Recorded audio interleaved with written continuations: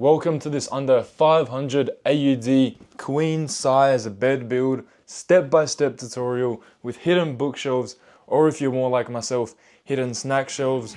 I hope you enjoy the build.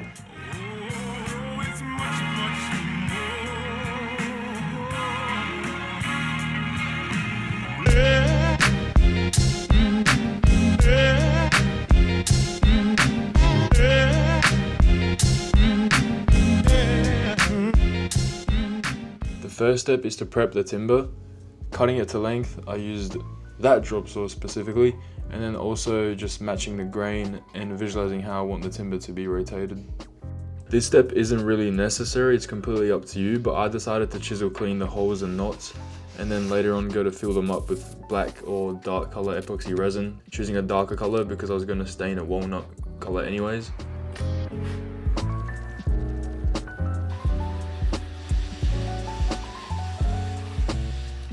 Okay, so the epoxy is all pretty much well and in place. While that's setting, it's gonna take a while. I've just been monitoring it with the heat gun, just going over it lightly, popping all the bubbles. I've been over here prepping the brackets. So the ones I'm gonna go with are these ones. I just had to cut down those silver bolts because for some reason it only came with 2 per bracket when they have a slot for 3, so I've been cutting these down to size, and they have 3 each for a better hold.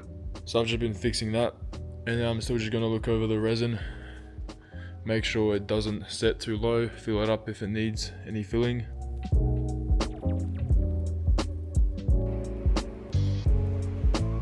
The second step is to sand the timber and then also domino join and glue the headboard, also squaring the footing and side rails.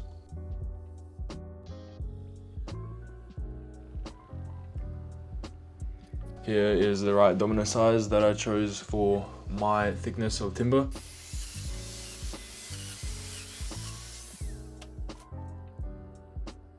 I had 6 pieces total for the headboard, and I first glued them in pairs, making 3 pieces for the headboard, and then glued those 3 pieces together to make the front face of the headboard.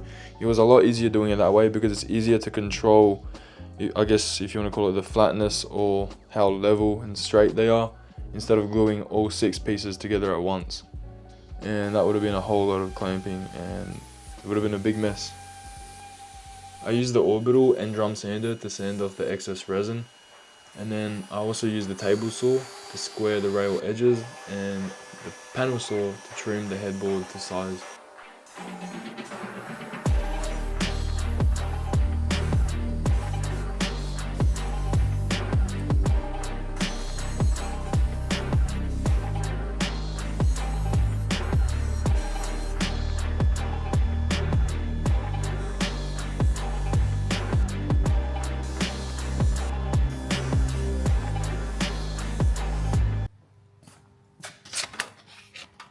And the drums and the belt just tore, so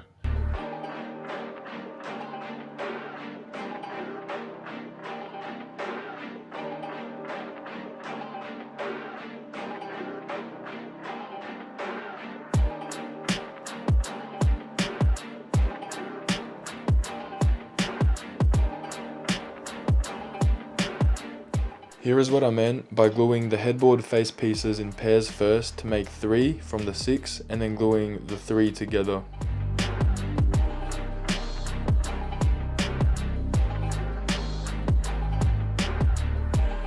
By the way, ratchet straps were the best for this. It was the easiest way to do it with the slash clamps on the ends. Lucky I bought them in time, but see how level it was?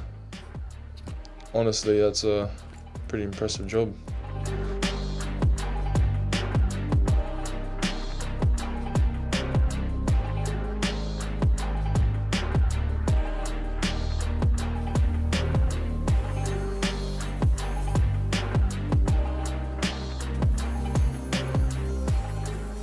After trimming the headboard to size on the panel saw, I cut the top shelf piece, if you want to call it, or the top part to the headboard, and I was kind of worried about that gap there. It was quite big towards the end, but if the same happens to you, don't worry about it because the glue and screws will pull it in all together later on. The third step is to finish the footing. which is just cutting the leg posts, marking and cutting the domino holes precisely, and I also chamfered the corners, and then also sanded from 80, 120, 180, and finishing at 240 grit.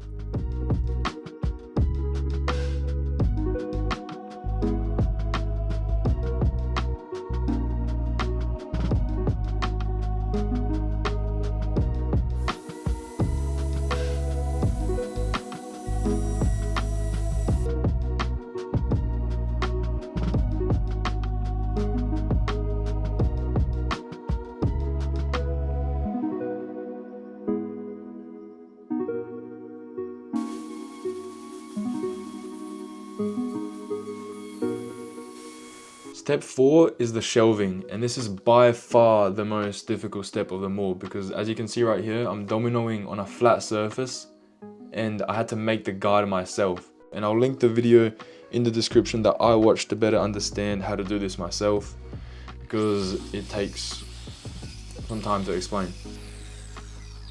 But before dominoing, the first thing that I did was cut all the shelves, shelf sides, and the backings that will close the shelf, and then the top will be put on at the end. Then I laid out the shelves and marked where they would be. I did 2 dominoes on each side of each shelf, giving each shelf 4 dominoes, and that's plenty strong.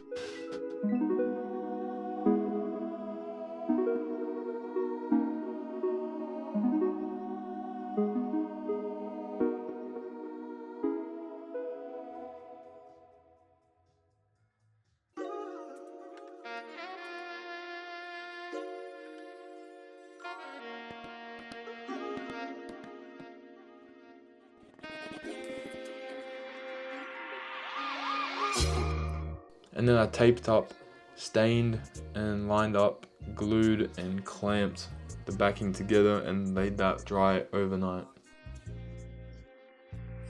Staining is a lengthy process and you have to make sure to do it consistent, even and right, otherwise it'll look like a big turd.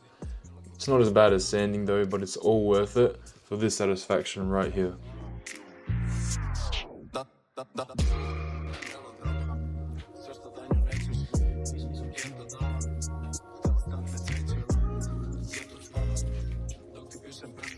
I also decided to stain the shelf itself black for some reason. That wasn't a part of my design or idea, but I just went for it. Honestly, it doesn't look too different because of sort of the smudging of the glue on the shelves, and also in the shelf it's dark anyways, but I like it.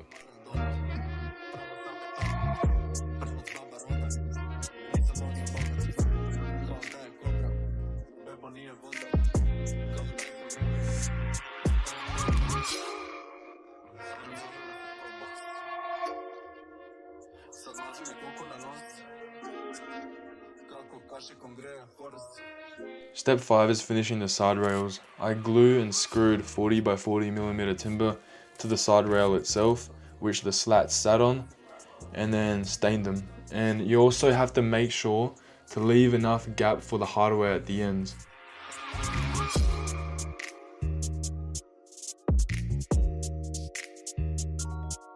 Step 6 is finishing the headboard. As you can see, I stained the front face of the headboard. In the bottom right and top right corners, I didn't quite go through all the grits correctly, which is why it seems a bit off and darker, but I also haven't applied any pine pre-stain conditioner because we didn't have any and I didn't really have the time to. But I went on to apply a second layer of stain, and also once oiled it looked a lot better. And then I also went on to measure and cut the top piece, and I joined it using glue and Craig joints from the back so you can't see them. And it worked out very well. Quite the clamping job here, to be honest. Step 7 is fitting the hardware and prepping the slats. I suggest getting another set of hands to help out hold the bed frames, ensuring you properly line it up and place the brackets, because the slightest misalignment could be a terrible pain to fix afterwards. So you want to make sure you get the hardware set correctly and you get the joints right.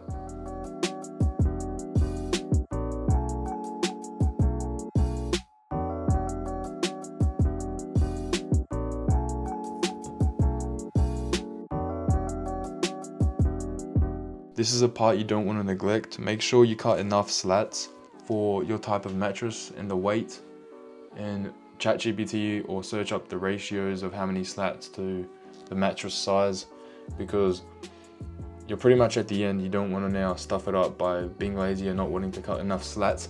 And build a strong middle support. I would recommend. I wasn't going to initially, or I was going to do one small one, but I decided to put thick 90mm by 90mm posts, and I did 2 of them. And it might be overkill, but you'd rather your bed be able to weather the storm than it collapse.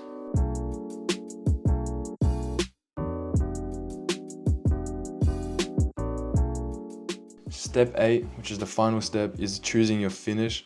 I chose a natural tung oil only because the spray booth wasn't available at the time. It really looked nice and it brought out the color of the timber and the stain. But in a few weeks, at the time of recording this, I'm going to be taking it back to apply a polyurethane lacquer finish because it seals the bed much better, and it's going to stop the stain from actually getting on your bed sheets and ruining your bed sheets. So do not make that mistake, because if you don't seal it properly, the stain, if you applied one, is going to get on your bed sheets. Don't make the same mistake as me.